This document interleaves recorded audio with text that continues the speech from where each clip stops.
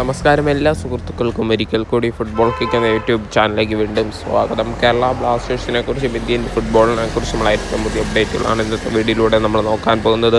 വീഡിയോയിലേക്ക് കടക്കും മുമ്പ് നിങ്ങൾ ഇതുവരെയായിട്ടും ചാനൽ സബ്സ്ക്രൈബ് ചെയ്യാതെയാണ് വീഡിയോ കണ്ടുകൊണ്ടിരിക്കുന്നതെങ്കിൽ ദയവായി സബ്സ്ക്രൈബ് ചെയ്ത് വീഡിയോ കാണാൻ ശ്രമിക്കുക. എന്തായാലും ഇന്ത്യൻ ഫുട്ബോൾ ആരാധകരെ സംബന്ധിച്ചോളം ഇതൊരു സന്തോഷ വാർത്ത തന്നെയാണ്. എന്തായാലും AFC ഏഷ്യൻ കപ്പിൽ ഇന്ന് ഇന്ത്യയുടെ ആദ്യ മത്സരം നടക്കുകയാണ്. ഖത്തറിൽ വെച്ചാണ് മത്സരങ്ങൾ നടക്കുന്നത്. ആദ്യ മത്സരത്തിൽ നേരിടാൻ പോകുന്നത് ഓസ്ട്രേലിയനെയാണ്. എന്തായാലും ഓസ്ട്രേലിയ മികച്ച ടീമാണ്, അതേപോലെ ഇന്ത്യൻ ടീമും മികച്ച ടീമാണ്.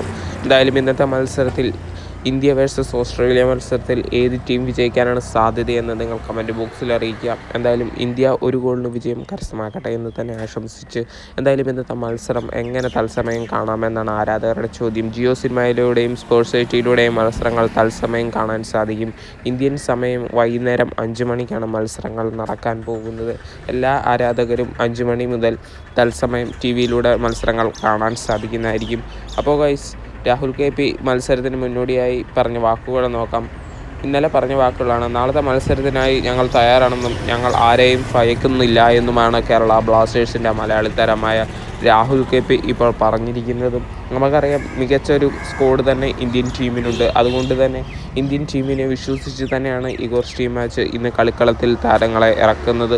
എന്തായാലും മികച്ച രീതിയിൽ തന്നെ ഇന്ത്യൻ താരങ്ങൾക്ക് ഇന്ന് മത്സരങ്ങൾ കളിക്കാൻ സാധിക്കട്ടെ എന്ന് തന്നെ ആശംസിക്കുന്നു.